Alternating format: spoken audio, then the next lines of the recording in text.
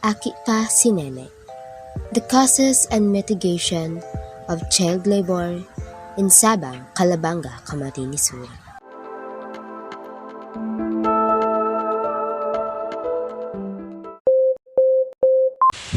The case of child labor increase. Research, watch, listen. And we found ways to mitigate. According to the International Labour Organization or ILO, there are 2,097,000 child laborers in the Philippines. 58% of these child laborers work in agriculture. 35 and 7% are in the industry here in the Philippines. Child labor is a work that harms a children's physical and mental development. It's an issue that prevents children from fulfilling their potential and a violation of children's rights because they are exposed to hazardous situations or stop them from going to school. One of the main reasons why having child labor is because of economic deprivation and the poverty, and because of this, it is the reason why it needs and must to mitigate. Many average parents are unaware of vital parenting knowledge, so they can feel their young kids' developmental needs.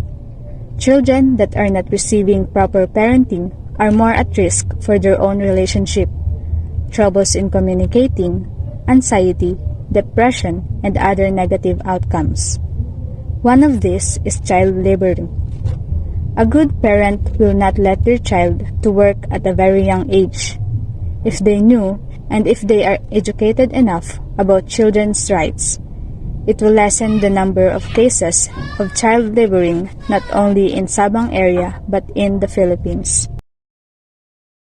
If the effects of child labor are not decreased, they might result in severe stress, which can lead to the development of mental health disorders that need specialized treatment in children. And the impact of child labor on a child's physical, mental, and social health will most likely continue into their adulthood.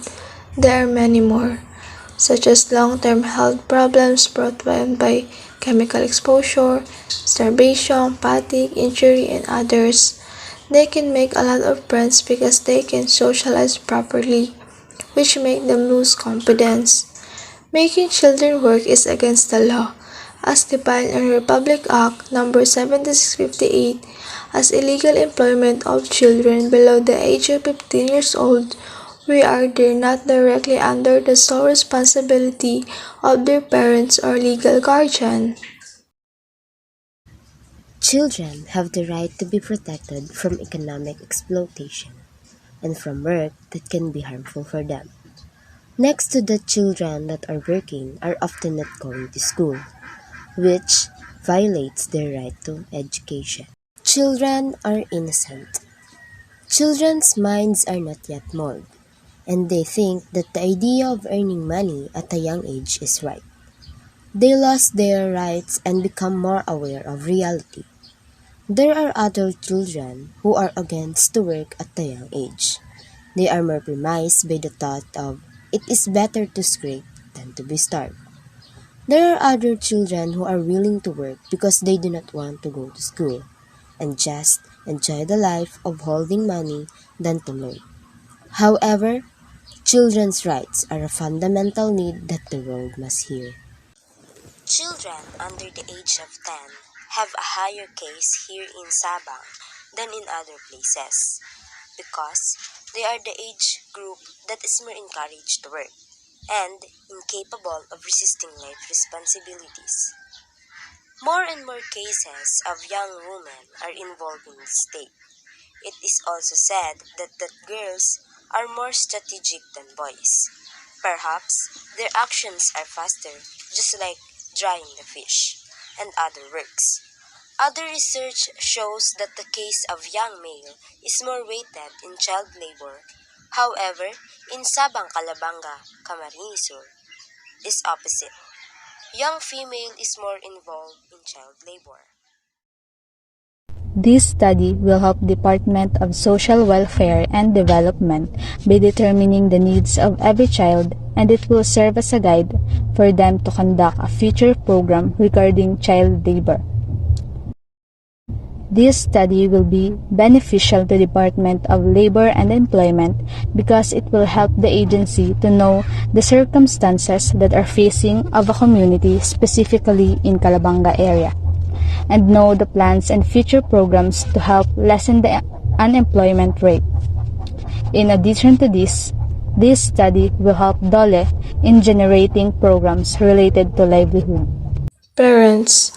This study will help the parents not to worry about their children because there is a solution for their children not to work.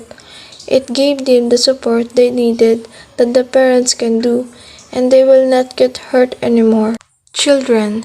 It will help the child to be free, enjoy their childhood, and have an educational opportunities. We believe that a world without child laboring is possible. Many organizations are generated to raise awareness about this pressing issue, so that many people will take action to end child laboring, and we want to continue and pursue this advocacy. We are aiming to work with Sabang barangay officials to conduct seminars about changing attitudes and beliefs about child laboring, ensuring young children go to school instead. After learning more about this issue, we decided to make a record, support the right organizations so that we can help support families, take kids to school, and contribute to end the cycle of poverty and vulnerability.